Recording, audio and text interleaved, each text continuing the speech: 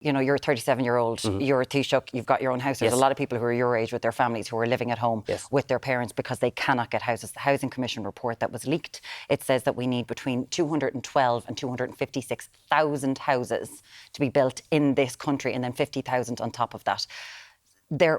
Under the Fine Gael government, there has been a complete collapse in what's been happening in housing here in Ireland.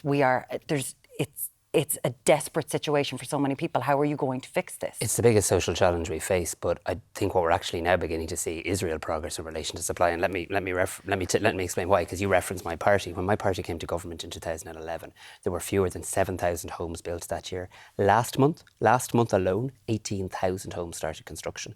We're now seeing 350 homes every single working day being built in Ireland. More social homes last year given out than any time in my lifetime, any time since the 1970s. So there's people watching this, either living in the box room of their parents' house, or indeed the parents wondering will their adult child ever be able to move out of the box room. And I can now say to them sincerely and with absolute belief that we are now seeing real prospects of making progress in relation to housing supply. But to build 50,000 a year when the target, the current target is 32 and you're barely getting there. So how are you going to jump, or what are you going to do to bring it to 50,000 every year for the next 5 years? So I didn't need any Housing Commission report to tell me what I said before the Housing Commission report. I said this in Galway.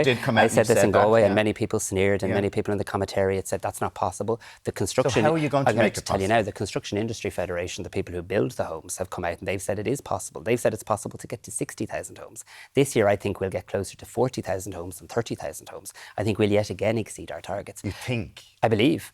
So far this year, Alan, we've seen more than 32,000 homes go to construction, and we're only in the month of May. This year already, in the first half of the year, we've almost hit the target for the entire year. So look, I'm not in any way being kind of complacent or self-congratulatory about this. This is a major challenge. I've been in 38 constituencies in the last 4 weeks. It is the number one issue facing people. I know that.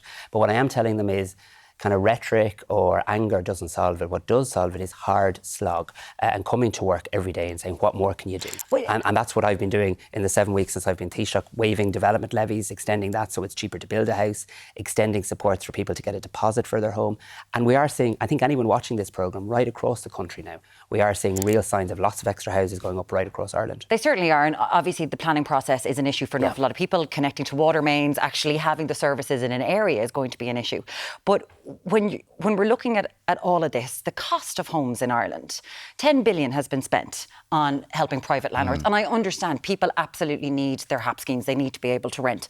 But at the same time, the cost of homes in Ireland, when you come to the average income, it is unbelievable. We have spent, you've heard this line, I don't know how many times from the Housing Commission report, we have spent the most money on housing with the worst outcomes in Europe. And this seems to follow us time and time again when it comes to health. We spend a fortune and we get nothing for the outcome. But you see, it misses a reality. Like, not 1 cent was spent on private landlords. 10 billion was spent on helping people pay the rent. 10 billion was paid when this country didn't have a bean to its name, and people were coming into my constituency office wondering would they be able to scrape together the monthly rent for the apartment, for the one bed house. That 10 billion euro, every single politician in Dáil Éireann, in all parties and none, wanted us to do more to bridge the gap for people while we were building housing supply. What I can absolutely say now, because people can't rewrite history. There were 6,000 homes, 7,000 homes being built in Ireland. There were people with nowhere to live and they had to rent homes. And I thought it was important, as did the opposition, for the government to help with that. That's the story of the 10 billion.